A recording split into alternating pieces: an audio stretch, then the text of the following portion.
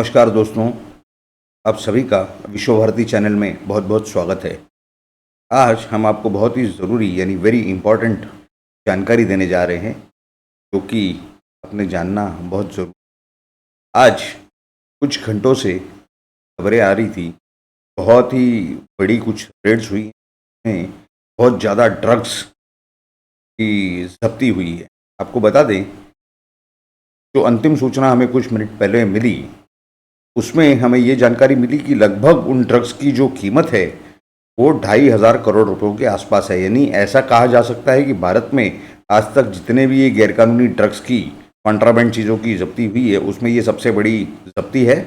और इसमें जो मालूम पड़ रहा है कि जो लोग पकड़े गए हैं, कुछ 3 या 4 लोग हैं, जिसमें से 1 या 2 कश्मीरी बताए जा रहे हैं, एक अफगानिस्तानी हैं और एक किसी और देश से संबंधित व्यक्ति हैं, ऐसा मालूम हो रहा है। और दूसरी जानकारी इसके अंदर ही ये मिल रही है कि इसके अंदर कोई हवाला ट्रांजैक्शन वगैरह इस तरह का भी कोई कनेक्शन होने की संभावना है, लेकिन इसमें पाकिस्तान का बहुत बड़ा इन्वॉल्वमेंट है, ऐसी हमें सूचनाएं मिल रही हैं, ऐसी जानकारियां मिल रही है हमारे सूत्रों के थ्रू। तो इसमें अब आगे देखना होगा कि आगे क्या क्या होता है और क्या क्या जानकारी निकल के आती है इस इन्वेस्टिगेशन में सामने। इसके सिवा आपको एक और महत्वपूर्ण और ज़रूरी 2 जानकारियाँ हम आपको देंगे, एक नहीं 2। वो ऐसी है कि ये जो जम्मू एंड कश्मीर का मसला है, वहाँ पर ये जितने सेपरेटिस्ट लीडर्स थे, यानी ये पीडीपी हो और ये नेशनल कॉन्फ्रेंस हो, ये इतने सालों से आपके यानी जनता के, भारत के जनता के पैसों पर बने हुए बंगलों में रह रहे थे, सरकारी बंगलों में। वो सबको खाली करने के लिए उन्हें जो है सूचनाएं दी गई हैं। वहाँ के जो कलेक्टर, डिप्टी कलेक्टर हैं या वहाँ का जो पब्लिक वर्क्स डिपार्टमेंट है, उन्होंने उन्हें नोटिस दे दिए खाली करने के लिए। अब ये लोग जो हैं बहानेबाजी शुरू कर चुके हैं कि हमारी सिक्योरिटी का सवाल है। आज तक जब ये लोग पैसे दे रहे थे कि भारत के सेना को पत्थर मारे, छोटे छोटे बच्चे पत्थर मारा करते थे, जबकि ये सेना उनको उनकी रक्षा करती थी, तो तब इनके सिक्योरिटी का सवाल नहीं था। ये देशद्रोहियों के साथ मिले हुए थे, आतंकवादियों के साथ मिले हुए थे, तब इनके सिक्योरिटी का सवाल नहीं था। आज जब देश के जो टैक्स पेयर हैं, जो वोटर हैं, जिनके टैक्स से ये सब बनाया गया है, वो सबको ये वापस देने के लिए, उन अपने मालिकों को, देश के मालिकों को वापस देने के लिए इनके सिक्योरिटी बीच में आ रही है, इनकी सिक्योरिटी का सवाल आ रहा है। ऐसे लोगों को तो बॉर्डर पे छोड़ देना चाहिए, और वो भी ऐसे बॉर्डर पे जहां पे दोनों तरफ से गोलियां पड़े, ऐसा नहीं कि एक तरफ से गोलियां पड़े, क्योंकि ये लोग देशद्रोही है, ये खाते भारत का थे और खाते पाकिस्तान का थे, भारत के दुश्मन का। तो ऐसे लोगों के साथ कोई कॉम्प्रोमाइज नहीं होना चाहिए। ये चाहे जो कह लेवें, ये बहानेबाजी के सिवा और कुछ नहीं कर सकते हैं। इनके जो है खून में सिर्फ झूठ और झूठ के सिवा कुछ नहीं है। इनका डीएनए खत्म हो चुका है, इनका डीएनए नष्ट हो चुका है। हालांकि इनके जो फोरफादर्स थे, यानी पूर्वज, ये हमारा ही डीएनए उस समय था, लेकिन आज ये लोग जिस तरह से चल रहे हैं और जो काम कर रहे हैं, वो टोटल गलत काम कर रहे हैं। और सभी को ये जानकारी होना बहुत ज़रूरी है कि ऐसे लोगों को आगे से ना ही उनको वोट किया जाए और ना ही उनके साथ किसी तरह की कंसेशन या कोई फैसिलिटी उन्हें दी जाए। ये लोग, they don't deserve all this.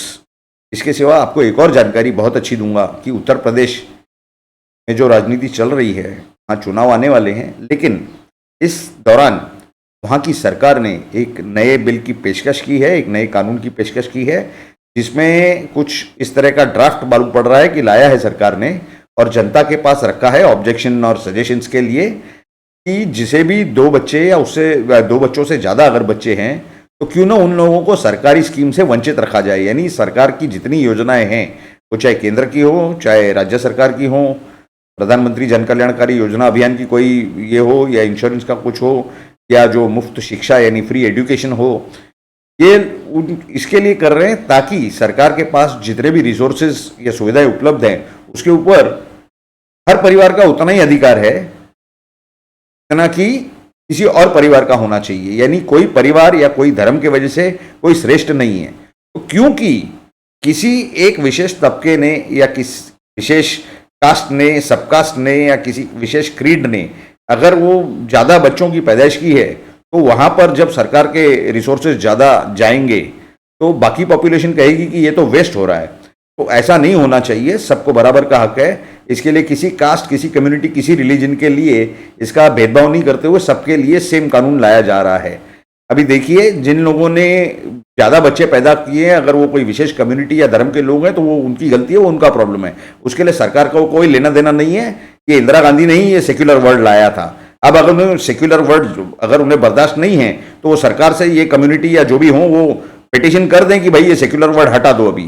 तो उसके लिए भी शायद मेरे ख्याल से केंद्र की सरकार तुरंत तैयार हो जाए। बहरहाल वो उनका मसला है, उनका प्रॉब्लम है, वो देखेंगे किस तरह से क्या करना है, वो क्या करेंगे, वो उनका हेडेक है। लेकिन योगी जी का ये जो है, योगी आदित्यनाथ जी का बहुत अच्छी पहल उन्होंने की है और इस तरह से केंद्र सरकार ने और बाकी जो राज्य सरकार है उन्होंने भी करना चाहिए। और इस सिलसिले में आपको एक और जानकारी दूंगा कि राजस्थान की कुछ खबरें आ रही थी, हालांकि वहाँ कांग्रेस की सरकार है, लेकिन वहाँ हर हफ्ते जो है 3 जिले ऐसे हैं जहाँ पे ये 14 से लेके 16-18 साल की लड़कियों के साथ गैंगरेप हो रहा है हर हफ्ते।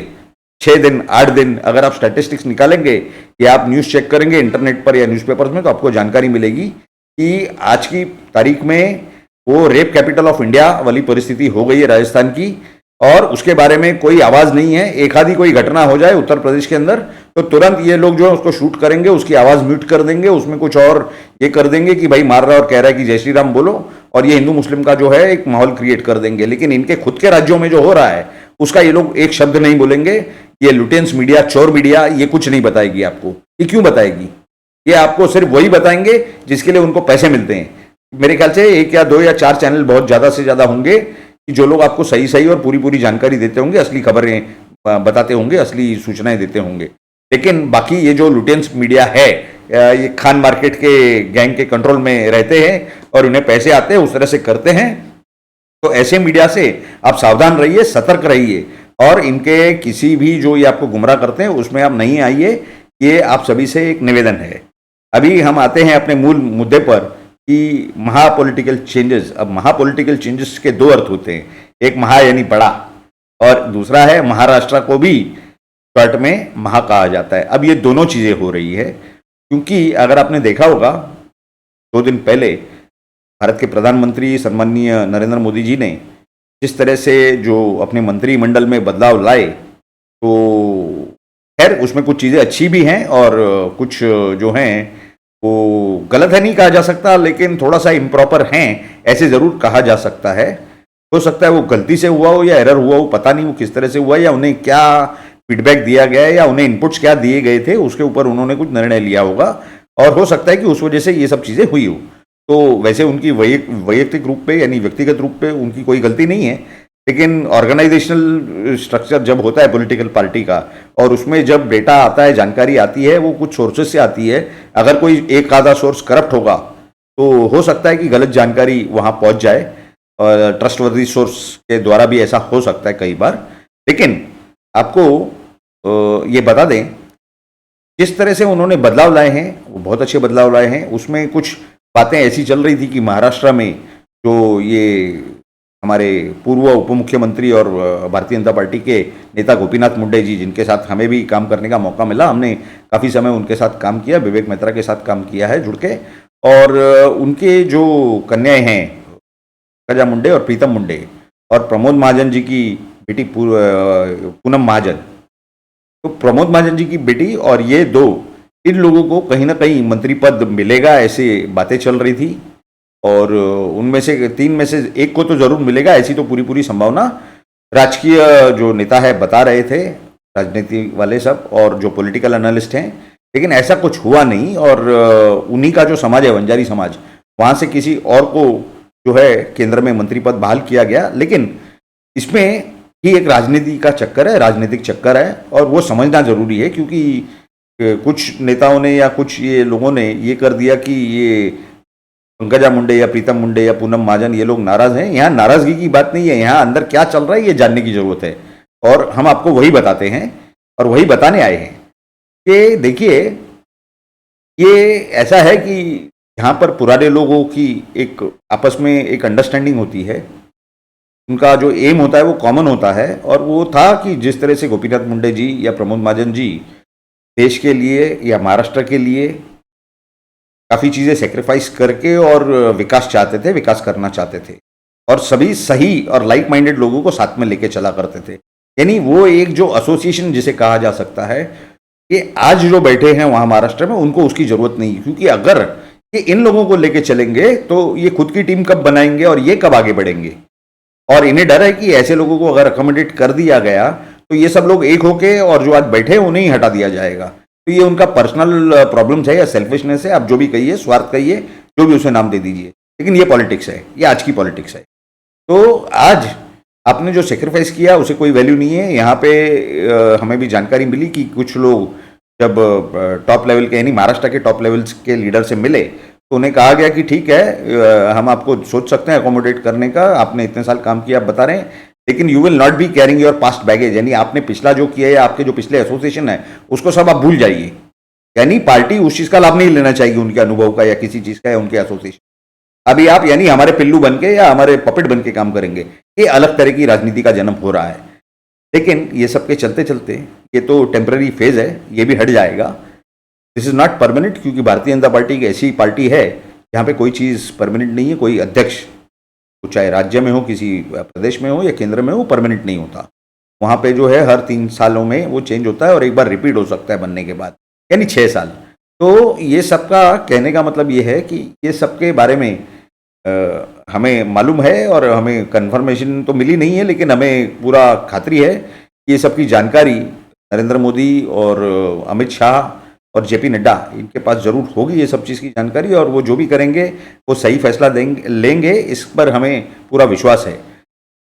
ये सबके चलते एक जो नया डेवलपमेंट जो आपने देखा होगा, या शायद मीडिया ने उसे कवर किया, नहीं किया, सोशल मीडिया से आपको मालूम पड़ा, नहीं मालूम पड़ा, हम आपको बताते हैं।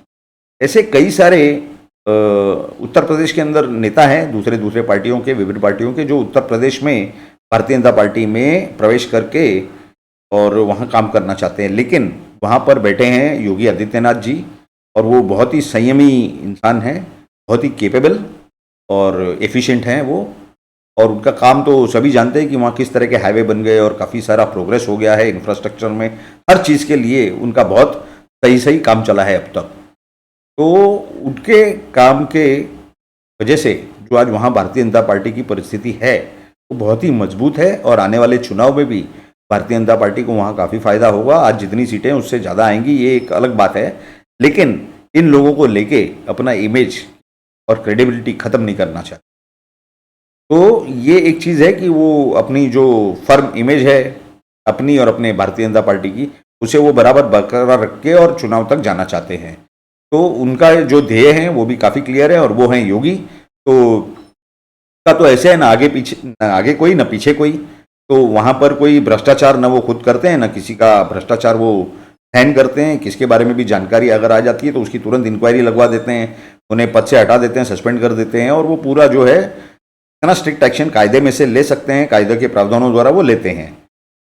ये सब के होते होते अगर आपने देखा होगा कि पिछले कुछ दिनों में जो महाराष्ट्र में बदलाव हुए, यानी ये जो अभी जो विषय हम कर रहे थे, पंकजा मुंडे और पूनम महाजन और प्रीतम मुंडे, ये सब विषय छोड़ के बात कर रहे हैं। लगभग 3 दिन पहले एक कांग्रेस के बहुत ही माने हुए मंझे हुए नेता कृपाशंकर सिंह, जो मुंबई कांग्रेस के अध्यक्ष भी रह चुके हैं एक ज़माने में, उन्होंने प्रवेश किया भारतीय जनता पार्टी में। और उनका जो प्रवेश हुआ वो भारतीय जनता पार्टी महाराष्ट्र प्रदेश के स्तर पर हुआ है। अभी उन्हें कोई जवाबदारी या पद, कुछ पदभार नहीं दिया गया है, लेकिन काफी लोगों का यहाँ तर्क और कुतर्क चल रहे थे महाराष्ट्र में कि कांग्रेस मुक्त भारत का सपना था मोदी जी का, वो क्या हुआ? अब तो कांग्रेस युक्त बीजेपी दिख रही है। हाँ, दिख रही है, काफी लोग आए हैं, और सिर्फ कांग्रेस से नहीं, काफी सारे दूसरे पार्टियों से आए हैं। अब पार्टियों का नाम लेके मतलब नहीं है, लेकिन काफी सारे यहाँ से आए हैं, और उसमें से दो लोग या 3 लोग तो फ्रंट लाइन में भी बिठाए गए हैं। और वहाँ जो निर्णय लेते हैं वो चंद्रकांत दादा पाटिल, जो प्रदेश के अध्यक्ष है, वो नहीं लेते हैं सभी के सब निर्णय। ज़्यादातर निर्णय ये वहाँ के जो विरोधी पक्ष नेता बनकर बैठे हैं देवेंद्र फडणवीस, वो लेते हैं। तो अब उसके अंदर क्या है क्या नहीं है ये उन देवेंद्र फडणवीस को ज़्यादा मालूम है, लेकिन ये सब इस तरह के निर्णयों को लेकर वहाँ पर एक अजीब ही भ्रांति का माहौल है महाराष्ट्र में। और वहाँ के जो संयमी कार्यकर्ता हैं, जो ओरिजिनल निष्ठावान कार्यकर्ता, निष्ठावंत कार्यकर्ता हैं, जिनके वजह से, जिनके अभी आप जानते होंगे कि भारतीय जनता पार्टी की जो वोट बैंक है वो खुद उतरती नहीं, उन्हें लेके जाना पड़ता है पोलिंग बूथ तक, और वो जो उनके ओरिजिनल कार्यकर्ता हैं, जो जाने जाते हैं कि भारतीय जनता पार्टी के नाम से, कि अगर उसका नाम भी नहीं मालूम होगा लेकिन लोग ये जानते हैं और कहते हैं कि देखो वो भारतीय जनता पार्टी का कार्यकर्ता या पदाधिकारी जा रहा है, जो भी है, या वार्ड का अध्यक्ष हो या मंडल का अध्यक्ष हो, वहाँ के विधानसभा क्षेत्र का अध्यक्ष, तो ऐसे बताया जाता है। आज वो लोगों की ये परिस्थिति है कि ना ही उन्हें कोई जवाबदारी मिली है पार्टी में और ना ही कोई पद मिला है, और जब सरकार थी तभी भी उन्हें किसी मंडल, महामंडल, किसी मंदिर के ट्रस्ट में या किसी गवर्नमेंट के कॉरपोरेशन वगैरह में कहीं स्थान नहीं दिया गया था। ये सब नए आए हुओं को ही दिया गया था, जिसका नतीजा आज ये हो गया है 6 साल बाद कि आज उनमें से कोई काम करने तैयार नहीं, कोई जमीन पे उतरने तैयार नहीं है, और उन्हें कोई पार्टी के ऊपर मतलब विश्वास जैसी चीज़ की वो तो बात ही नहीं करना चाहते। वो कहते हैं कि नहीं, अब हमने जो किया उतना किया, और हमारे जो हमने खून बहाया, पसीना बहाया पार्टी के लिए, और अब बस हो गया, क्योंकि मिला किसे, तो जो आए उन्हें मिला, अब जिन्हें मिला है वही काम करें, हम क्यों करेंगे। तो महाराष्ट्र में भी नगर पालिका और महानगर पालिका, जिला परिषद और पंचायतों के काफ़ी सारे चुनाव आने जा रहे हैं। इसका भुगतान जो है भारतीय जनता पार्टी को वहाँ करना पड़ेगा, वहाँ चुकाना पड़ेगा। और आपको ये भी बता दें, क्योंकि कोई ऑल्टरनेटिव नहीं है, इसके लिए जनता भारतीय जनता पार्टी के लिए मतदान करेगी, वो एक अलग विषय है। लेकिन उसके बावजूद अगर भारतीय जनता पार्टी वहाँ बहुमत में आती है तो उसका सिर्फ एक ही कारण होगा कि कोई ऑल्टरनेटिव नहीं है। लेकिन उसमें भी आपको बता दें कि जहाँ इनकी सीटें एमएलए की यानी विधायक की जो सीटें हैं वो कहीं 15,000, कहीं 25,000, कहीं 40,000 या 30,000 के जो लीड से आती थी, डिफरेंस से जीतते थे, वो डिफरेंस हो जाएगा कम, कहीं 500 वोट, कहीं 100 वोट, कहीं 200 वोट, और कहीं 1000 वोट, कहीं 2000 वोट, इस तरह का डिफरेंस हो जाएगा। ये ज़रूर आप आने वाले चुनाव में नोट कीजिएगा। और जो वहाँ के महानगर पालिका के चुनाव हैं, वहाँ कुछ उनके 80-85 सीट हैं मुंबई में, तो वहाँ की सीटों के बारे में भी जो जानकारी आ रही है वो ये है कि भारतीय जनता पार्टी जो है कुल मिला के 40 सीटों के अंदर सिमट कर खत्म हो जाएगी। तो इस वजह से ये जानकारी शायद ऊपर तक भी गई होगी। तो हमें इसके बारे में भी कुछ ऐसी जानकारी मिली है कि आने वाले महीने या 2 महीनों में काफ़ी सारे बदलाव भारतीय जनता पार्टी के संगठन में लाने जा रहे हैं। अब वो क्या लाएंगे बदलाव, किस तरह से लाएंगे और क्या चेंजेस करेंगे, ये तो हमें भी मालूम पड़ेगा। डिक्लेयर होगा तो सभी को मालूम पड़ेगा, लेकिन उसके पहले हमें अंदाज़ा ज़रूर आ जाएगा, जानकारी आ जाएगी, वो हम आप तक ज़रूर पहुंचाएंगे। लेकिन महाराष्ट्र, भारतीय जनता पार्टी महाराष्ट्र प्रदेश और भारतीय जनता पार्टी मुंबई प्रदेश में काफ़ी सारे बड़े बदलाव होने जा रहे हैं संगठनात्मक, ऐसी हमें स्पष्ट तौर पर जानकारी मिल रही है। और ऐसा है कि कई सारे प्रमुख नेता ऐसे हैं जिन्हें कि हटाकर, यानी काफ़ी महत्वपूर्ण जगहों पर बैठे हैं, स्थानों पर या पदों पर बैठे हैं, उन्हें हटाकर जगह पर दूसरे सक्षम नेताओं की नियुक्ति की जाएगी। इस दौरान ये आपको मैं बातों बातों में एक बात और बताना भूल गया कि कृपाशंकर सिंह जो आए हैं उनका ज़्यादा उपयोग भारतीय जनता पार्टी को उत्तर प्रदेश में होगा, क्योंकि उनका जो मूल गांव या जो प्रदेश है वो उत्तर प्रदेश है, और उत्तर प्रदेश में उनके काफ़ी सारे कनेक्शन हैं। तो ये ठीक है कि वो आए हैं और वो अपना ताता लाए हैं, और उनको भी कुछ ना कुछ महाराष्ट्र में जवाबदारियां मिलेंगी उनके जो साथ वाले हैं। लेकिन उसी समय ये भी ख्याल रखा जाएगा कि जो ओरिजिनल निष्ठावंत है, जो सक्षम हैं, जो इतने सालों से जुड़े हुए, उसमें जो सक्षम है, जिन 2014 में जिनकी वजह से पार्टी को फ़ायदा हुआ है, वो चाहे महाराष्ट्र के विधानसभा चुनाव हों या केंद्र के संसद के चुनाव हों, तो या फिर 2019 में केंद्र के चुनाव रहे हों, तो इस वजह से अगर आप देखें तो भारतीय जनता पार्टी को महाराष्ट्र के चुनाव में 2019 में जो नुकसान हुआ, वो कहने को तो हम कह सकते हैं कि भाई दोनों का, शिवसेना का और ये था, वो अलग चले गए। लेकिन ये पूरे सबके अंदर मैं अकेला एक ऐसा इंसान रहा हूँ उस समय कि जो मैंने कहा था कि 110 से ज़्यादा सीटें भारतीय जनता पार्टी को नहीं आ सकती, और 105 सीटें तब आई थी, और अब एक मेरे ख्याल से पंढरपुर की सीट जो है वो अब बाई इलेक्शन में चुन के है, तो वो 106 होती हैं। तो वो तो इसी साल वो चुनाव हुआ, वो मसला अलग है। लेकिन वहाँ का जो कार्डर का जो डिसिप्लिन कार्डर, यानी जिसे मराठी में शिस्तबद्ध कहते हैं, वो सब अब जो है वो कार्डर अब उनके साथ में रहा नहीं, क्योंकि वो उतरते नहीं नीचे। अब जो आपको दिखेंगे वो 10 लोगों को लेके जाके मतदान नहीं करवा सकते। तो इनके दम पर भारतीय जनता पार्टी का कोई भी चुनाव महाराष्ट्र में जीतना असंभव है, इन लोगों के दम पर, जब तक निष्ठावंतों को वापस से सही पोजीशन पे नहीं लाया जा सकता। हाँ, बाकी आप बोलेंगे कि हायर एंड फायर वो तो नहीं चलता कि आप किसी को भी लाएंगे फिर निकाल देंगे। वैसे भी जो लोग आए हैं वो कहाँ टिकेंगे। मुकुल रॉय जो राष्ट्रीय उपाध्यक्ष बनाए गए थे भारतीय जनता पार्टी में, वो चले गए। महाराष्ट्र में कुछ नेता थे जो आए थे भिन्न भिन्न पार्टियों से, अब ये कांग्रेस के प्रदेश अध्यक्ष हैं महाराष्ट्र के, नाना पाटोले भारतीय जनता पार्टी में आए हुए थे, वो भी वापस चले गए। तो ये ठीक है, ये आते हैं जाते हैं, ठीक है, लेकिन एक इमेज जो बन जाता है मछली बाजार का, वो भी पार्टी के इमेज के लिए सही नहीं है, जो कि जिस बारे में बहुत ज़्यादा खबरदारी ले रहे हैं उत्तर प्रदेश के जो मुख्यमंत्री योगी आदित्यनाथ जी, और इस वजह से उनकी रिस्पेक्ट पार्टी में और पार्टी के बाहर और जो हिंदुत्व के फॉलोअर्स हैं उस सब में बहुत बड़ी उनकी फॉलोइंग पहले से ही काफ़ी है, अब तो ज़्यादा मेरे ख्याल से शायद 5-10 गुना ज़्यादा बढ़ गई है इस वजह से, क्योंकि उनका जो सिस्टम है काम करने का और जो उनकी सोच है वो काफ़ी सही सोच है।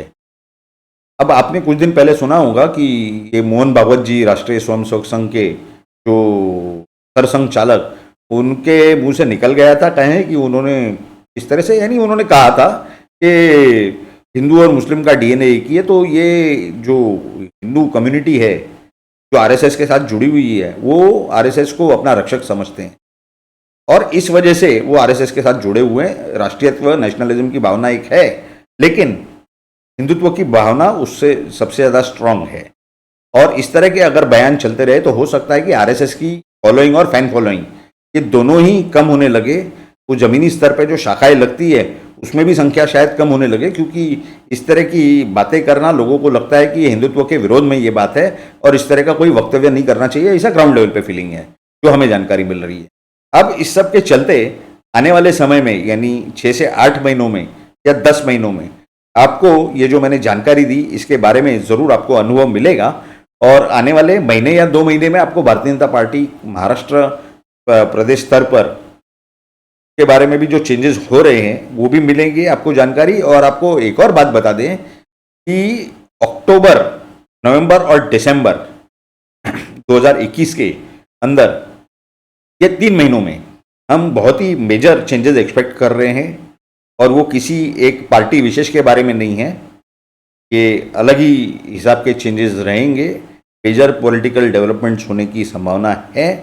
और आपको जब ये चेंजेस देखने मिले तो आपको याद आएगी कि आपको हमने जानकारी दी थी इस तरह की। तो आप सभी लोग जो हैं हमारे चैनल के साथ बने रहिए और आपने हमारा ये वीडियो अंत तक देखा, इसके लिए आप सभी का बहुत बहुत धन्यवाद। आप सभी से हम निवेदन करते हैं कि हमारे ऐसी पूरी जानकारियां समय पर आपको मिलें, इसके लिए आप ज़रूर सब्सक्राइब करें और सब्सक्राइब के बाजू में जो बेल का बटन दिया हुआ है वहाँ पर क्लिक करके ऑल का ऑप्शन क्लिक करें, ताकि आपको समय पर नोटिफिकेशन मिलती रहे और आपको सही सही जानकारी सही समय पर मिले। आपको ऐसा लगता है कि किसी विषय पर आपको जानकारी की ज़रूरत है तो आप हमें ज़रूर नीचे कमेंट बॉक्स में टाइप करें, लिखें, ताकि हम उस विषय पर अलग से वीडियो बनाकर आपके लिए पेश करें।